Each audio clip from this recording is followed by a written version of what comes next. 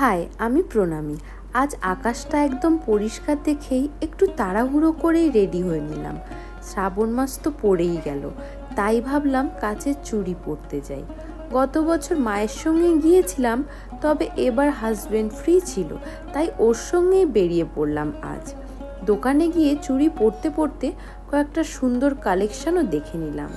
তারপর চলে গেলাম পাটুলিতে। পৌঁছে 1 প্লেট আফগানি মালাই মোমো অর্ডার দিলাম, আর কিছু পরেই আমার আবদারেই ও চা আনতে গেল। উফ, এই বৃষ্টির ঠান্ডা বাতাসে গরম চা, তাও আবার মাটির ভাঁড়ে, সেই স্বাদই আলাদা। সঙ্গে মোমো তো ছিলই, দারুণ মজার লেগেছিল আমাদের। তারপর একটা ডেজার্টের দোকান চোখে পড়লো। অনেক আইটেমের মধ্যে আমি ট্রাই করেছিলাম এই ইউনিক চকো কোনটা। ডেকোরেশন যেমন সুন্দর, খেতেও মজার লেগেছে। সবশেষে কয়েকটা ছবি তুলে মার জন্য খাবার নিয়ে বাড়ি ফিরলাম। টাটা।